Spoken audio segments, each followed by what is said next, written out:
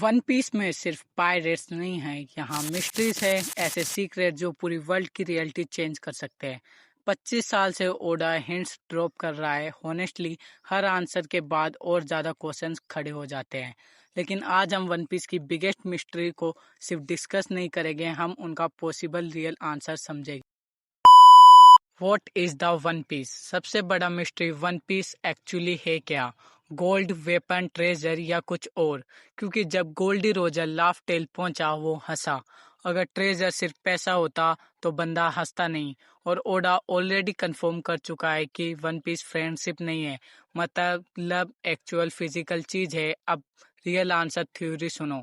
One piece शायद एक combined truth है, वर्ल्ड सेंचुरी का हिस्ट्री, एंसिडेंट किंगडम का ट्रूथ और वर्ल्ड को यूनाइट करने का वे।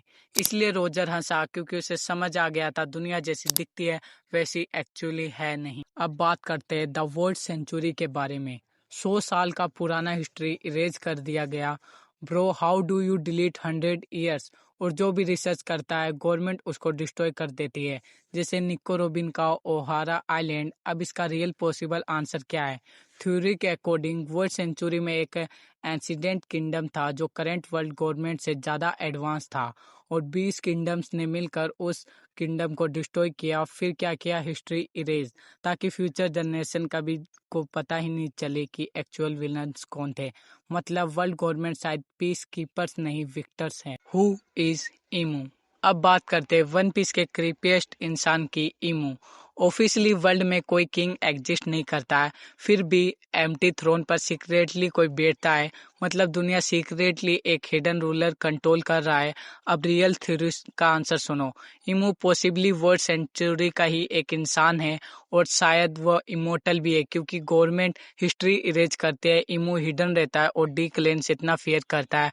मतलब इमू को पता है अगर ट्रुथ बाहर आ गया तो पूरी दुनिया गवर्नमेंट के अगेंस्ट हो जाएगी। The will of D, Monkey D Luffy, Gol D Roger, Marshall D Teach. ये डी एक्चुअली है क्या, और गवर्नमेंट इस नाम से इतना डरती क्यों है? वन पीस में बोला गया है the people of D are the enemies of gods, और सिलेक्टेड ड्रैगन खुद को गॉड्स बोलते हैं। तो रियल आंसर क्या हो सकता है? डी क्लैन शायद उन लोगों के डिसेंडेंट्स में है जो इंसिडेंट किंगडम की साइड पे थे। इसलिए ऑलमोस्ट हर डी करेक्टर फ्रीडम चूज करता है, रूल्स तोड़ता है और दुनिया चेंज करता है। मतलब डी नाम नहीं, सिर्फ इंटीटेल नहीं, रिबेलिंग का सिंबल है। Why Blackbeard never sleeps? Blackbeard properly One Piece का सबसे सुपीरियर इंसान है। बंदा सोता नहीं, 2 डेविल फ्रूट्स यूज करता है, बॉडी वियर्ड है, और मार्को ऑलरेडी बोल चुका है टीच का बॉडी डिफरेंट है। अब रियल पॉसिबल आंसर सुनो। ब्लैक बियर्ड के अंदर शायद मल्टीपल पर्सनालिटियां, मल्टीपल सोल हो सकती है, इसीलिए वो कभी फुल रेस्ट नहीं करता है, मल्टीपल फ्रूट्स हैंडल करता है और पर्सनैलिटी को कॉन्स्टेंटली स्विच होने लगती है। मतलब ब्लैक बियर्ड पावरफुल बना नहीं, बोर्न अब नॉर्मल था। Why did Roger laugh? सबसे इमोशनल मिस्ट्री, रोजर हंसा क्यों? उसने वन पीस फाइंड कर लिया था फिर भी कुछ चेंज नहीं किया। रियल आंसर ये है, रोजर तो अर्ली था, उसने ट्रुथ जान लिया था, लेकिन पोसीडन रेडी नहीं हुआ था, जॉय बॉय रिटर्न नहीं हुआ था, और फाइनल बोर का टाइम नहीं हुआ था। मतलब रोजर पायरेट किंग बना पर चूज वन नहीं था, इसलिए वो हंसा क्योंकि उसे समझ में आ गया मैं एंडिंग तक पहुंच गया पर स्टोरी मेरी नहीं है। वन पीस में मिस्ट्री सिर्फ सस्पेंस के लिए नहीं है, हर मिस्ट्री एक जाइंट ट्रूथ की तरफ पॉइंट कर रही है।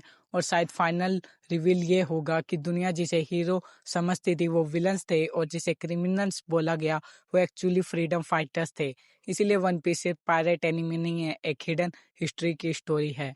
तो वीडियो यहीं पर एंड करते हैं। वीडियो पसंद आई हो तो चैनल को सब्सक्राइब और लाइक जरूर करना।